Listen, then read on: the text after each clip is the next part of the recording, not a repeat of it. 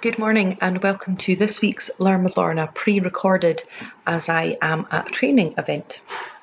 So my name is Lorna Steele-McGinn. I am the Community Engagement Officer with the Highland Archive Service. The Highland Archive Service has 4 archive centres across the Highlands of Scotland where we look after the historic documents relating to this part of the world. So we have one in Inverness, one in Fort William, one in Portree and one in Wick. This series is brought to you by High Life Highland at no cost to the viewer. High Life Highland, our umbrella organisation, is a charity registered in Scotland. There's no payment or subscription required to take part in the Learn with Lorna series, but if you're able to donate towards our work, then we really are very grateful for that, and there's a link to be able to do so both in the Facebook page and in the YouTube channel, wherever you're watching. So welcome to episode 151, the final episode of this run of Learn with Lorna. Because today I'm stopping to take a break for the summer, a break from Learn with Lorna, and we'll be returning on Thursday, the 7th of September. So again, thank you so much for all your support and comments and messages and people who've stopped me in the street and spoken about the collections. It's just been really wonderful. So thank you so much for all your support over this last year and over all 151 episodes. If you want to keep up with me and our collections over the summer, then obviously please do drop in to any of our centres. But also you can watch all previous episodes of Learn with Lorna back on YouTube or on Facebook, so please do that. Also on the 5th of July, I'll be giving a talk in the evening at 7 p.m, an illustrated talk with my colleague Anne, because we're marking the 75th anniversary of the NHS. So if you want to, then please join us for that. There's details on our Facebook page, or you can search online events on Eventbrite. So for this final episode of this run of Learn with Lorna, we're looking at one of the collections, or lots of the collections, held in Nucleus, the Nuclear and Caithness archives. We're looking at collections that tell the story of Thurso, the northernmost town on the island of Great Britain. I'm not going to be talking about Dunray very much because I've already done an episode on that, so please do go back and have a look at that. But some other stories from the history of Thurso. So thanks, of course, to the team at Nucleus who have provided me with content to write this one.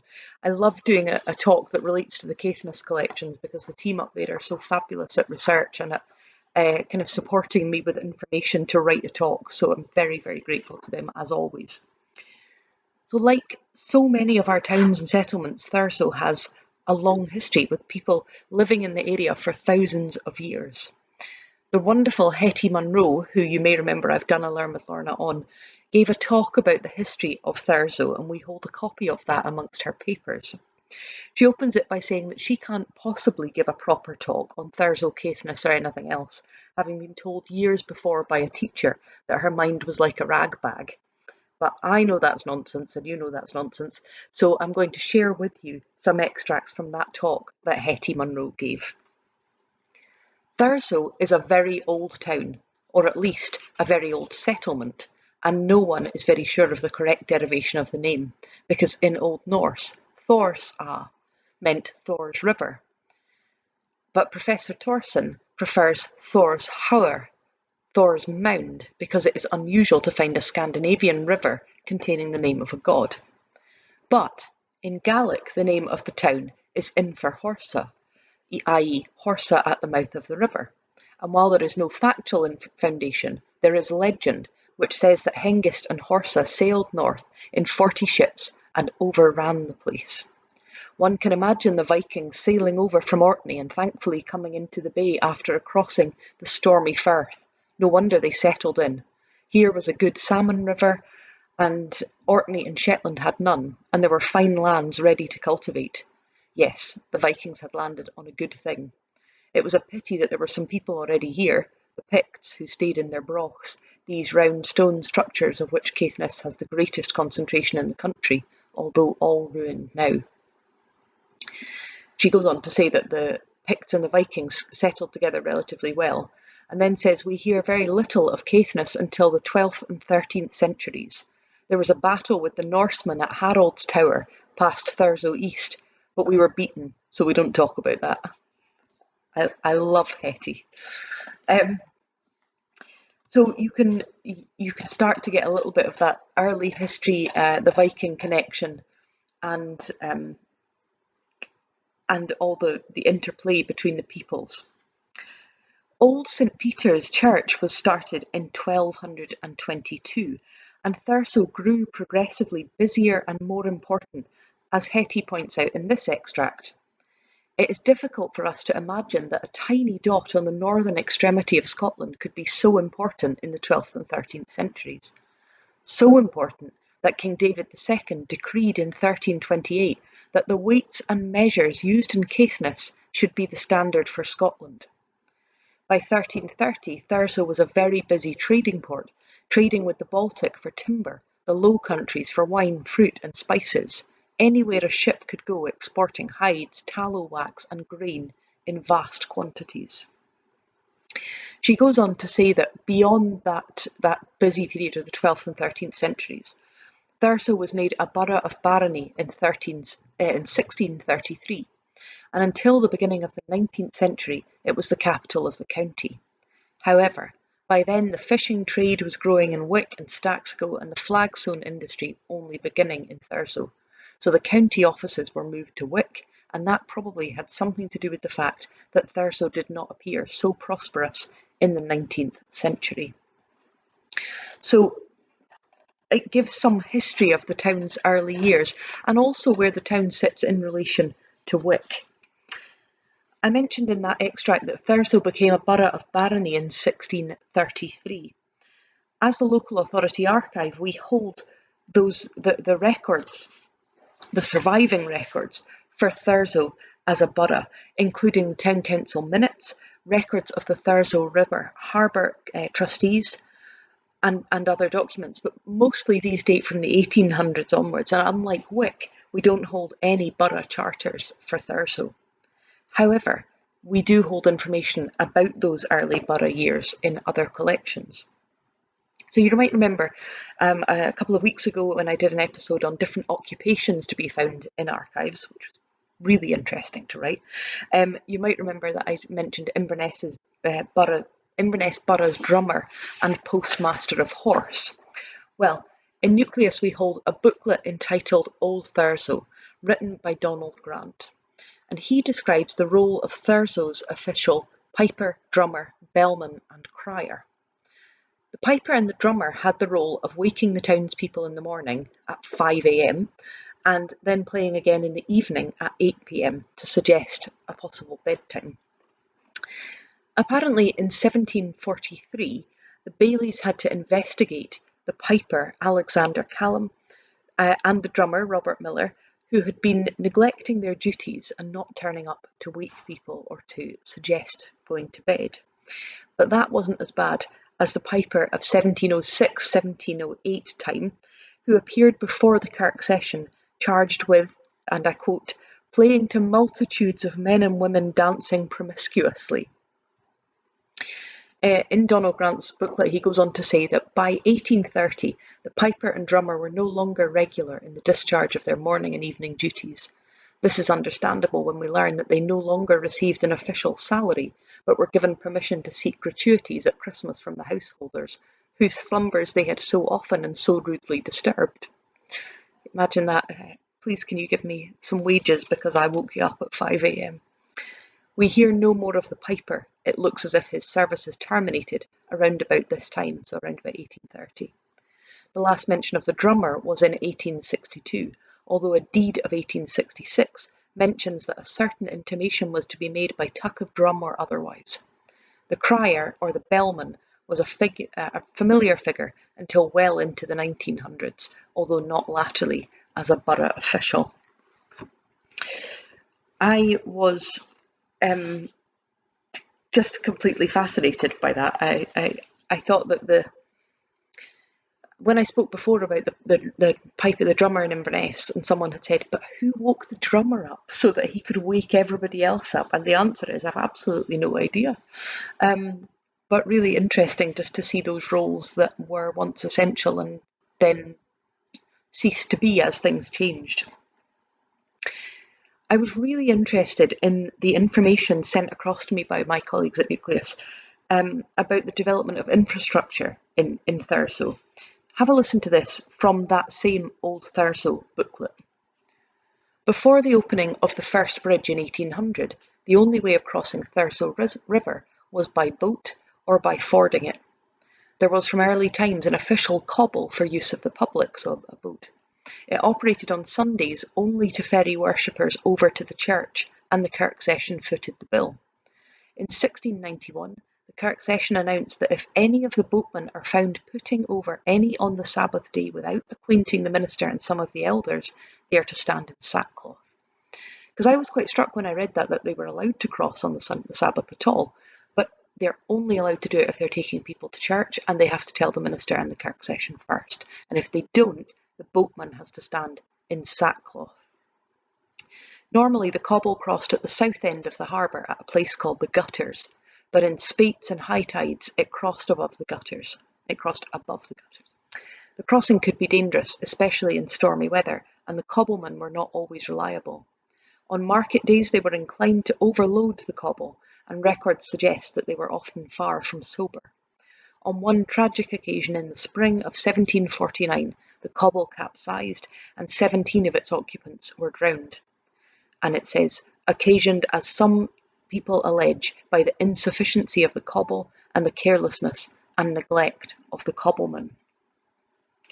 There were other incidents, and of course all of our towns and cities and villages that have a waterway, a coastline, a river, will have stories like that.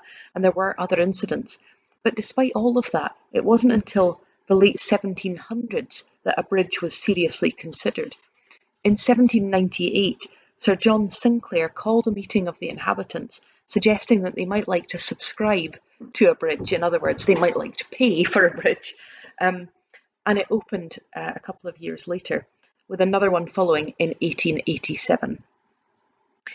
In addition to the development of the bridge and the roads going through across bridges for the first time, in 1874, the railway came, another long-awaited piece of infrastructure and technology. It opened in July 1874. I like this quote from one of those who was present when the line was trialled. So before it was officially opened, it was trialled by the Duke of Sutherland, and one of those who was present, his words were reported in the John O'Groat Journal. At last we have a consummation long and devoutly wished for. Our isolated and semi-detached county of Caithness is now connected with the iron band, which will henceforth link us to sovereigns and civilization, and will make us what the late lamented Countess of Caithness used to say, a regular go-ahead county. Indeed, it goes on to say what a huge transformation this will bring. I love that phrase, that they're now connected with the iron band. Truly, on this occasion, Thurso outdid herself. So this is for the opening. Never in so short a time did a town wash her face and deck herself in holiday attire as did Thurso on that day, and well she might, for from this time dates the era of her increased prosperity.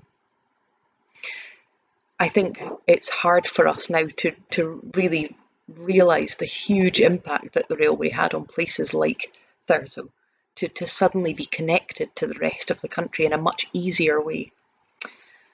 The opening of that railway meant that Land's End and John O'Groats were now joined by rail for the first time, and the papers were full of that the ability to get from one end of the country to the other by rail, but also the difference that it would make to the people of the Highlands.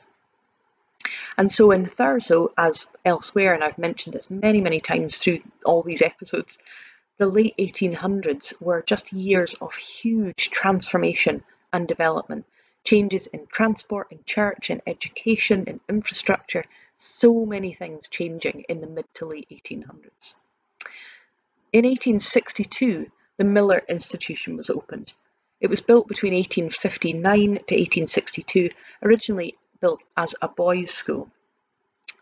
The Miller Institute was named after its founder, Alexander Miller, who was a native of Thurso, who had both earned money but also had inherited a substantial amount of money from his uncle. It was a substantial fortune, and much of it was used for charitable purposes, including the opening of this school. That 1862 building was extended in the 1890s, with an additional building being built in 1900. And the school continued to expand, especially in the 1950s with the opening of Dounreay, but like I say, I'm not really going to go into that. After spilling into huts, Thurso High School was opened in 1958, and Miller Academy, as it was by then known, became a primary school, and I'll go a little bit more into detail of that story in a second. At Nucleus, we hold various items relating to the Miller Institute, including that much-loved thing that everybody who has had any engagement with a local authority archive loves, school logbooks. Logbooks always reveal interesting information about the running of a school and therefore about the life of a community. So, for instance, we can see that in 1909, the Miller Institute had a rector, as well as teachers in science, mathematics, classics, French, German, English, drawing, and woodwork. The junior department had 2 teachers, and the infant department had 4. So even things like that you can find out about the staffing structure, the subjects. There are some absolutely glowing reports of the teaching in the logbook, such as this extract from 1908. The infant department is conducted with the same zeal, ability, and success as in former years. There is not a weak class or a weak subject in this part of the school. Oral English is especially deserving of praise. The teacher of the highest elementary class has produced a most decided improvement during the session. The results in arithmetic are unusually good. The only other elementary class in the school is composed of pupils of very diverse attainments. The majority are weak in reading and oral English generally, but on the other hand, their written composition and oral arithmetic are good. Nature study appears to have been made very interesting. And I'm sure that if you've been watching for a while, you'll remember me say there's always something funny about nature study and nature notes. It seems to be a subject that people who grew up in the sort of 50s, 60s, 70s absolutely detested. Let me know if you disagree with that, but quite often when I speak to people, they go, oh, I hated nature notes. It was quite interesting to see in 1908 they're saying that they tried to make it particularly interesting for the pupils. There are a few more negative points in the higher grade inspection of that year. There are comments about the rooms being overcrowded, the desks being antiquated, and the corridors blank and dull, because they say they're hoping that they can do something to brighten up the atmosphere for the students.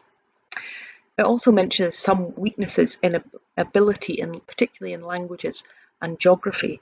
So like I say, you can really use logbooks to get a feel of a community, a society, priorities, what they're aiming to achieve within the school, as well as all sorts of other local information. Now, that overcrowding that's mentioned in that extract, as I mentioned before, really did come to a peak when Dounreay opened.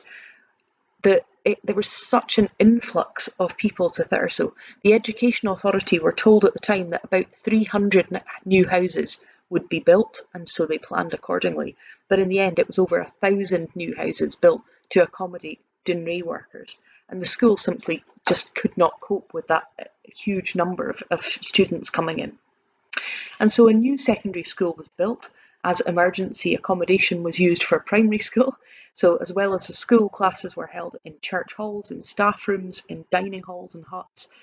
By 1962, Miller Academy had become the largest primary school in Scotland with 1,340 pupils. It's completely extraordinary, I think. And I'm sure those of you who live in Caithness will disagree, but it's extraordinary for those of us who don't live in Caithness to look at what a huge part it's played. You know, Caithness's measures deciding the weights and measures for the whole of Scotland 800, 900 years ago. And then Thurso having the biggest primary school in Scotland is just quite something. Before I leave the Miller Institute, I wanted to mention another aspect of school life that's reflected in our collections. In the deposited collection P310, the Miller Academy Debating Society.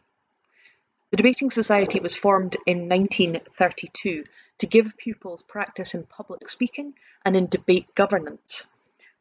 There's definitely good reason why we should be taught how debates should be run. Their second debate was on the subject of whether homework should be abolished or not. There was a discussion backwards and forwards with opposite sides presenting their case. There was a summing up, and it was followed by a vote where complete abolition of homework was received. The vote received an overwhelming majority, which is the least surprising thing possibly I've ever read in an archive. Have a listen to this extract from the Debating Society's records from November the 10th, 1932. A mock municipal election. So the pupils speaking as though they're running the borough council. After the usual preliminaries, the chairman called on George Budge to deliver his electioneering speech. Mr. Budge criticised the inactivity of the council and said that the town must be developed as a holiday resort, suggesting cooperation with railway companies. Other matters, the importance of which he stressed, were the flagstone industry, the harbour, the housing scheme and the untidy side streets. Miss Joey Miller then entered the arena, stating that she made no rash promises but that she would do her best. Which is an excellent thing for a politician to say. She also advocated the tourist industry, mentioning in connection with it the Causeway Mire, electricity, sanitation and housing. Among her suggestions for improvement, she focused on sanitation, housing and electricity.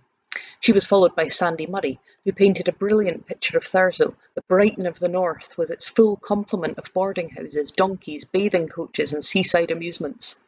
Neil Murray then delivered his speech, in which he described the new housing as an eyesore and likened the reservoir to an aquarium.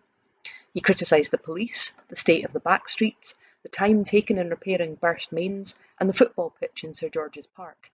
Among his suggestions were a boathouse and boatmen for the summer visitors and a bathing pool. Miss Jean Dunnett, the fifth candidate, then came forward to try her skill.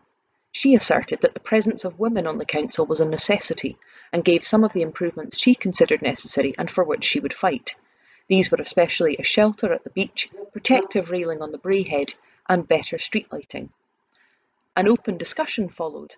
Another suggestions for improvements included the prohibition of ringing church bells on a Sunday morning, the erection of a casino, a troupe of pierrots, a strength machine for the benefit of the youth of the town, and an apparatus controlled by moonlight, by which the streetlights would be extinguished when the moon appeared and relighted when it appeared. Isn't that brilliant? Some of those things completely extraordinary that young people would be talking about: sanitation, housing, the electricity developments and so on. But then it all kind of collapses into chaos at the end with the casino and the troupe of pierrots. So Miller Academy has educated generations of Thursoites, people from Thurso. I'm not sure what the word is. And one of those was Ian McDonald, who I wanted to speak about next. Ian, or John McDonald, Ian being the Gaelic, was the oldest of Sinclair and Minnie McDonald's 4 children, and I'll come back to Sinclair McDonald shortly. Born in Thurso in 1896, he attended Miller Academy until 1912, when he won a Highlands and Islands bursary to George Watson's College in Edinburgh. On the 11th of September 1914, he enlisted to serve in the Territorial Forces, becoming Lance Corporal of the 10th Lovat Scouts Division of the Cameron Highlanders. He served for 3 years in the UK, in Egypt, Gallipoli and Salonika. And then in August 1917, he started his officer training, and in November 1917 became second lieutenant in the 5th Division of the Seaforth Highlanders. He was posted to France, and on the 11th of April was reported missing. So we're coming towards the end of the year. We're into the final, coming towards the end of the war, into the final year of the war. And on the 11th of April, he was reported missing. It took his family a month to discover that he was alive, but that he was a prisoner, because 2 men with the same name had been reported missing on the same day. Plus there was confusion about whether he had been registered as Ian or John. Here are some extracts of letters written to his father at the time.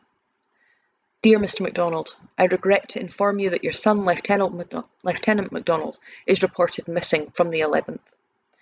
He joined the battalion in the line, and I sent him to B Company in charge of an officer. There is very little information as to what happened, and I cannot find anyone who saw him after he reported to his company. Things were much mixed and disorganised at the time, and I can only hope that your son is alive as a prisoner of war. No one saw him wounded, and I have great hopes that you may hear from him soon.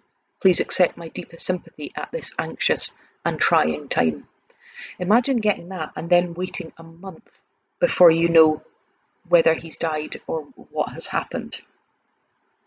Another letter says, since writing, I have spoken with the Central Prisoners of War Committee, who say that there is a doubt about this, for the advice came through in 2 separate telegrams from Germany, simply McDonald, Seaforths, in neither case giving any initials, and the doubt in their mind is that the name appearing in the second list might be a duplication of the name in the previous telegram.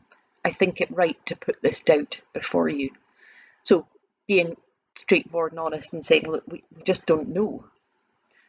Finally, on the 11th of May 1918, the confirmation was received that Ian McDonald was a prisoner of war. And after he was located, Sinclair McDonald, who, as I'll tell you in a second, was a very important figure in Thurso's history, sent his son parcels of books and food and as much as he possibly could. But despite this, Ian's health inevitably suffered, and he was forced after the end of the war to take a year off before he was able to complete his studies. He went on to graduate in civil engineering from Edinburgh University in 1922. Just again, as I've said so many times over the episodes, that generation whose lives was completely shaped by the war. This is how the nucleus team told me, I'm just going to read it in their words, how they told me the end of Ian's story. In the post-war recession, work was hard to find. Firms swamped with applications rarely even acknowledged them. While he was in prison, Ian had written to his parents describing the valiant death of an officer in the same camp. He had an unusual name, and when Minnie, so Ian's mum, saw a newspaper report of the man's death, she wrote to his parents, saying that if this was the same man, they may wish to know more about how he had died. The family stayed in contact, and in March 1923, that man's father offered Ian unpaid work with his engineering firm in Redcar in Yorkshire to help him gain experience. The 18 months he spent there gained him the experience that he needed, and he moved on to a job working on building the new A1 road in the north of England. This was followed by a job in Surrey before moving to Chester to the post of County Bridgemaster. Many years later, when he retired to a Dorset village, a neighbour asked him why he never wore a kilt. He told her that his uniform was all he had had to wear as a prisoner of war, and as he lost weight, was often wet, the kilt constantly chafed his legs, causing painful sores, and he swore after that never to wear one again. He died in 1968. Sinclair McDonald, the architect and Ian's father, kept all the official documents and every letter and telegram he received relating to Ian's war service. The papers were in the possession of Hugh McDonald, Ian's brother, who was an architect in the family firm, kept in his home. Hugh's son passed them on to Ian's daughter in 2015, and they found their way into our collections. Barbaritus Sinclair McDonald, Ian's father, who I've mentioned a couple of times there, is where I'm going to end this episode. The Sinclair McDonald collection is the most wide-ranging set of architects' drawings available for Caithness. Spanning from 1890 to 1950, the collection includes plans and drawings and documents relating to schools, churches, public buildings, housing, and a huge number of other types of building in Caithness, including the Castle of May, the Carnegie Public Library, Thurso Castle, the Ross Institute, so some real landmarks within the county. The collection has 7,000 plans and business records. Barbaritus Sinclair McDonald, who every time I mention him I go, what a brilliant name, because it is, was born in Brora in August 1965. He started his own practice in 1889 in Thurso. As well as his huge and substantial, important architect's practice, Sinclair McDonald was also an agent for the Steam Navigation Company, a Freemason, a JP, and a trustee of the Dunbar Hospital. So again, one of those real key figures in a community. His son, Hugh Sinclair McDonald also became an architect. He was apprenticed in his father's firm, went on to work there, and eventually became a partner in his father's firm in 1931. The business, of course, had other architects, including James Constable Lead and Archibald James Baxter. Sinclair McDonald died on the 15th of January 1936, and his son continued as senior partner thereafter. As Ian had served in the First World War, his brother Hugh served in World War II, returning to the office in 1945. Sinclair McDonald designed housing schemes across Caithness in the 1930s, designed facilities for wartime personnel in the 1940s, designed the houses for Dunray workers in 1950s and 1960s. They were responsible, particularly around that Dunray development, for designing the entire site layout, for the management of that site, as well as liaising between the Atomic Authority and the Caithness County Council. So you really get an idea of how influential that family and that business has been in shaping the look of Thurso and Caithness, as well as their own personal input into the global events that were going on. I'm going to stop there. I hope you've enjoyed learning some stories from the history of Thurso. Like any of our towns and cities and villages, we could go on for ages looking at stories, but hopefully that gives you some idea of the town as it is represented within our collections. Thank you again for joining me today and always. I can't tell you how appreciated it is. So thank you very, very much for that. I'm back on the 7th of September. In the next couple of days, I'll advertise that talk so that you can see it. Again, if you want to join me for an illustrated talk online about the history of healthcare in the Highlands, then please do join me on the 5th of July. You can find that by searching on Eventbrite or by getting in touch with us and we'll send you a link. So I hope you've enjoyed it. Thank you for joining me. I hope you've enjoyed seeing me in my actual work office instead of my own office at home. And I'll see you, if not before, on the 7th of September. So thank you so much, as always, for all your support. A reminder that this series is brought to you by High Life Highland at no cost to the viewer. That High Life Highland is a charity registered in Scotland, and there's no payment or subscription required to take part in this series of events. But if you're able to donate towards our work, then we're really grateful for that. Thank you.